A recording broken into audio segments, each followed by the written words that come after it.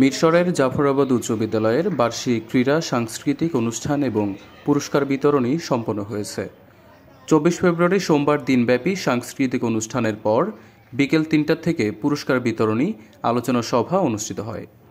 অনুষ্ঠানে বিদ্যালয়ের সহকারী শিক্ষক অরূপ নন্দীর সঞ্চালনায় সভাপতিত্ব করেন বিদ্যালয়ের প্রধান শিক্ষক উত্তম কুমার বড়ুয়া। অনুষ্ঠানের উদ্বোধক হিসেবে উপস্থিত ছিলেন খোকন কান্তি ধর, প্রধান অতিথি হিসেবে উপস্থিত ছিলেন ডাক্তার মানিক চন্দ্রনাথ, সংবর্ধিত অতিথি হিসেবে উপস্থিত ছিলেন ডাক্তার তপন চন্দ্রনাথ এবং শ্রীমতী লক্ষ্মীরানী দেবী। বিশেষ অতিথি হিসেবে উপস্থিত ছিলেন 15 নম্বর ওয়াহেদপুর ইউনিয়ন পরিষদের ভারপ্রাপ্ত প্রশাসক মোতাসিম বিল্লাহ হাফিজ।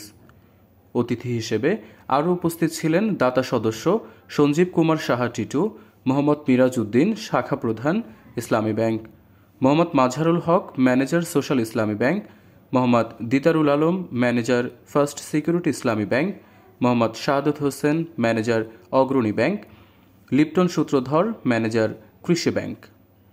আরও উপস্থিত ছিলেন এরশাদুল্লাহ, অনুপ ধর, বুলবুল, বিপ্লব সাহা, উত্তম সাহা সহ আরও অনেকেই।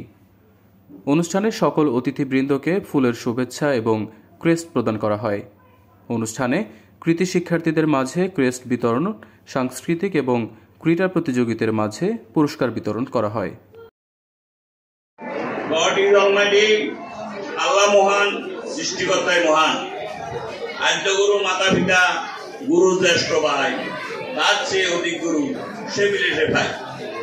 মধ্যকার জাফরাবাদ উচ্চ বিদ্যালয়ের বার্ষিক ক্রীড়া সাংস্কৃতিক প্রতিযোগিতা ও পুরস্কার বিতরণী অনুষ্ঠানে 2025 আমরা প্রত্যেককে স্কুল কর্তৃপক্ষকে ধন্যবাদ ও কৃতজ্ঞতা জানাচ্ছি। সম্মানিত সভাপতি, উপস্থিত গুণী ব্যক্তি, দূর দূরান্ত থেকে আগত আমার প্রাণপ্রিয় অভিভাবকবৃন্দ, দর্শক শ্রোতা, মাতা পিতা, সর্বমহলে দুইজন সবাইকে আমার সবার যুগল চরণে আমার প্রণাম, ছোটদের প্রতি আমার আশীর্বাদ রইল। আমি সর্বপ্রথমে স্মরণ করি এই স্কুল প্রতিষ্ঠাতা যিনি করছেন, ওনার সাথে যারা সহযোগিতা করছেন ওনাদেরকে আমি প্রণাম জানাচ্ছি। ওই জিনিসটা পাবেন না। এবং এই যে আজকে আমরা এতটুকু আসছি, আমার বাবার ইচ্ছে ছিল কি আমার 2 ছেলেকে ডাক্তার বানাবেন, এবং আমাদেরকে ওভাবে উনি ওভাবে গড়ে তুলছে। শিক্ষকদের পিছনে এবং আমার বন্ধু বান্ধবের পিছনে, সকলের পিছনে ওভাবে ছিলেন, এবং আমাদের মধ্যে উদাহরণ একটা উনি প্রবল ইচ্ছা শক্তি জাগ্রত করছিলেন, যার কারণে আজকে আমি আপনাদের সামনে এসে দাঁড়াতে পারছি। আপনি যদি ভবিষ্যতে বড় কিছু হতে চান, তবে বড় কিছু হওয়ার ক্ষেত্রে আপনাকে আপনার উইক পয়েন্টটা জানতে হবে, যে আমি যদি ভবিষ্যতে বড় কিছু হতে চাই, আমার দুর্বলতাটা কি। ধরেন আপনি ভবিষ্যতে বড় কিছু হতে যাচ্ছেন, কিন্তু আপনার হাতের লেখাটা ভালো না, এই জন্য আপনি পরীক্ষাতে ভালো করতে পারতেছেন না। তাহলে আপনার উইক পয়েন্ট যেটা, সেটা যদি আপনি কারেকশন করতে পারেন, তাহলে কিন্তু আপনি আপনার সঠিক লক্ষ্যে পৌঁছাতে পারবেন।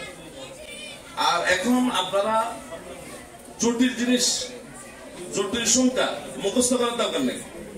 কম্পিউটার, ক্যালকুলেটর এগুলো আছে সহযোগিতা করার জন্য। আপনাদেরকে হতে হবে যে ক্রিয়েটিভ।